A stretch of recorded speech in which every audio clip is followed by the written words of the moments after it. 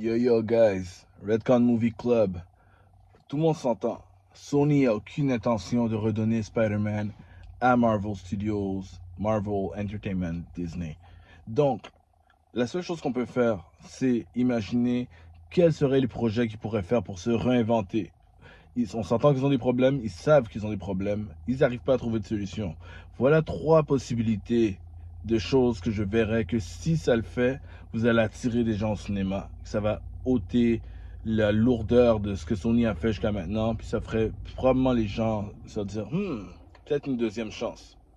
So, premier, je ferai un autre film animé après que tout la saga de Spider-Verse soit terminée. Mais je ferai pas un dérivé. Ce serait trop facile de faire un spin-off avec Spider-Gwen ou une chose. Parce que les spin-offs de nature sont toujours moins successful que l'original. Un spin-off plus tard dans le temps, quand il y a autre chose qui a été fait peut-être, mais pas tout de suite après avoir fait les films de Miles. Je ferai pas un dérivé de, disons, Spider-Gwen, qui serait un super bon choix éventuellement dans le temps. Je ferai une version du comic qui sort en ce moment.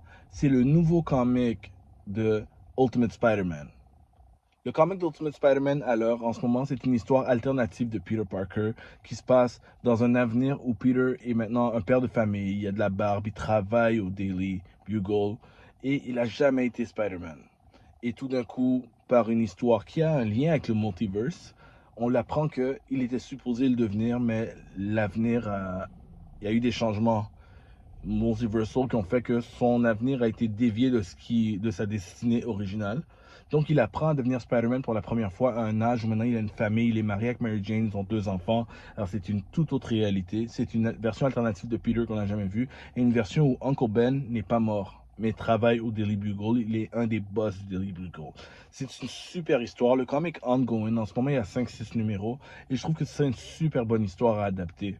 Puis c'est une des meilleures histoires solo de Spider-Man depuis, probablement depuis l'autre Ultimate Spider-Man qu'on a eu dans le temps, qui était l'histoire où on a commencé à être introduit à Miles Morales à l'origine.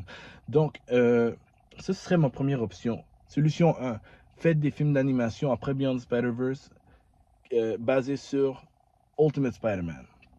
Deuxième, live action.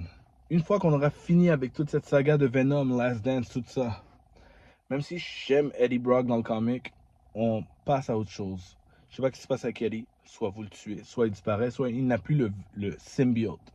Dans le comic, ça arrive où Eddie se sépare de symbiote, même s'il peut continuer d'exister. Donc, soit il existe encore, mais il l'a plus, ou il est mort carrément, il l'a plus. Mais le symbiote est encore en vie et le symbiote se latch sur une autre personne. Qui est cette personne? Ceux qui ont lu les comics le savent, c'est Flash Thompson. Flash qui était le bully de Peter à l'école. On l'a vu dans les films de Tom Holland, qui est complètement différent. C'est pas le bully jockey footballeur, mais ça reste un personnage intéressant. C'est aussi un personnage qui peut changer dans le temps. Je veux dire, c'est pas parce qu'on l'a vu comme ça, comme adolescent, que la version adulte va être pareille. Les acteurs grandissent, ils vieillissent, ils n'ont pas l'air de nécessairement la même chose. Je verrais cet acteur-là un peu plus buff, peut-être plus grizzled, devenir le nouveau Venom. Mais celui-là, ça, c'est pas n'importe quel Venom. Moi, je ferais Agent Venom. Agent Venom, c'est tout simplement Flash Thompson qui a le symbiote, mais qui finit par être un agent du gouvernement, un genre de mercenaire, si vous voulez, ou un agent secret. C'est un peu plus dur à expliquer, mais il y a un autre style. Il y a aussi des armes, mais on voit que c'est le symbiote. Mais le symbiote agit différemment avec Flash Thompson qu'il agissait avec Eddie Brock. Puisqu'il s'adapte toujours à sa personnalité, même s'il a sa propre personnalité. Il s'adapte à la personnalité de son host aussi. La relation n'est pas pareille. Donc, faire Agent Venom, c'est un background dans les comics. C'est différent visuellement. Le monde ne pourra pas dire que c'est sorti de nulle part, ça existe. Il y a beaucoup de fans d'Agent Venom. Il y a des gens qui ont grandi avec Agent Venom parce qu'il était dans une des séries de Spider-Man après les années 2000. Ça, c'est mon deuxième choix. Faites Agent Venom pour continuer la saga de Venom à l'écran. Troisième, dans la saga des films de Tom Holland, tout le monde veut Miles Morales. Mais voilà une idée que quand j'y ai pensé, je me suis dit, comment ça se fait que j'y ai pas pensé avant? Puis pourquoi eux, ils y ont pas pensé avant, ils auraient dû y penser.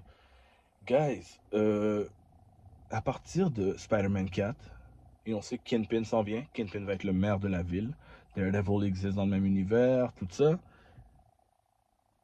Amenez Prowler.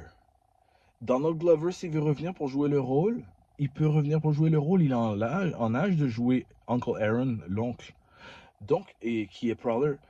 Amener Prowler, même si Prowler n'est pas important, amener Prowler à l'écran. Ce serait facile. Il n'a pas besoin d'être le main, il n'a pas besoin d'avoir un rôle aussi important que dans les histoires de Miles, parce que c'est pas une histoire de Miles.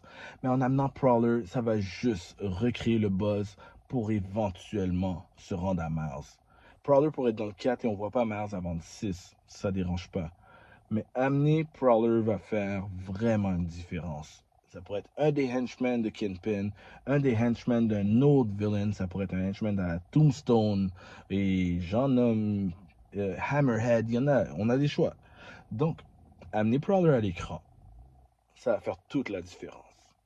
Pour la suite, pour éventuellement, quand vous allez être rendu à Miles, il y aura une suite très naturelle, ça va créer un buzz extra. Si c'est Donald Glover qui le joue, tant mieux. Mais la vérité, c'était tellement un caméo que même si c'est pas Donald Glover, si Donald Glover ne veut pas revenir, on peut quand même le faire. On peut quand même amener Uncle Aaron en tant qu'un autre acteur. Ça marcherait quand même. Il n'y a personne qui va vraiment se plaindre pour le petit caméo qui, dans le fond, il est vraiment caméo parce que la partie où il mentionne Miles, c'est un deleted scene. Donc techniquement, on n'est même pas canon. Alors, mes 3 options pour Sony, je répète, Ultimate Spider-Man, la nouvelle version en film d'animation, une fois que Beyond the Spider-Verse va être terminé. Ensuite, amener Agent Venom dans le MCU, dans le Sony Universe, comme prochain Venom. Complètement différent comme vibe. Ça pourrait être vraiment intéressant. Troisièmement, amener Prowler dans l'univers. Amener Prowler dans l'univers de Tom Holland. Alright? Laissez-moi savoir ce que vous en pensez, si vous avez d'autres idées ou si vous voulez que je vous en sorte d'autres. Alright? Redcon Movie Club. Peace.